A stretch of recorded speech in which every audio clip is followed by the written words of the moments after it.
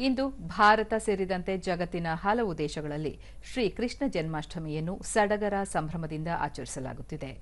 ಶ್ರಾವಣ ಮಾಸದಲ್ಲಿ ಬರುವ ಶ್ರೀ ಕೃಷ್ಣ ಜನ್ಮಾಷ್ಟಮಿಯ ಸಂಭ್ರಮ ದೇಶದ ಹಲವೆಡೆ ವೈವಿಧ್ಯಮಯ ಆಚರಣೆಗಳಿಂದ ಗಮನ ಸೆಳೆಯುತ್ತದೆ.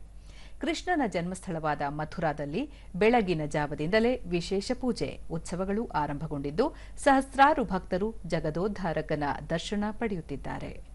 ಭಾರತೀಯ ಪರಂಪರೆಯಲ್ಲಿ ಶ್ರೀಕೃಷ್ಣ ಹಲವು ಮಹತ್ವದ ಘಟ್ಟಗಳಲ್ಲಿ ನಿರ್ಣಾಯಕ ಪಾತ್ರವನ್ನು ನಿರ್ವಹಿಸುವ ಪೂಜನೀಯ ಹಾಗೂ ದಾರ್ಶನಿಕನಾಗಿದ್ದು, ಬಾಲ್ಯ, ಯೌವನ, ಲೌಕಿಕ ಮತ್ತು ಅಲೌಕಿಕ ಪರಿಕಲ್ಪನೆಗಳಲ್ಲಿ ತನ್ನ ಅಸ್ತಿತ್ವವನ್ನು ವಿಶೇಷವಾಗಿ ಪ್ರತಿಪಾದಿಸಿರುವ ವ್ಯಕ್ತಿತ್ವವಾಗಿದೆ.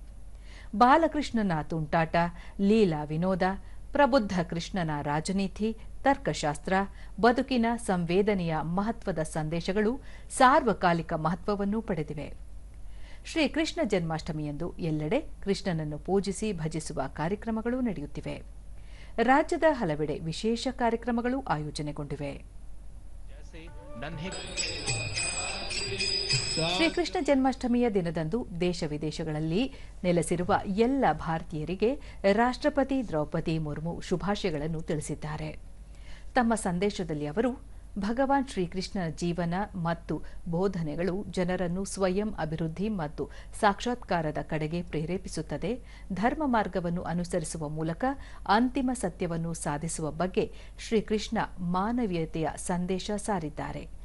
ಆತನಿಂದ ಸಾಕಾರಗೊಂಡ ಶಾಶ್ವತ ಮೌಲ್ಯಗಳನ್ನು ಜನತೆ ಅಳವಡಿಸಿಕೊಳ್ಳಬೇಕಿದೆ ಎಂದು ತಿಳಿಸಿದ್ದಾರೆ.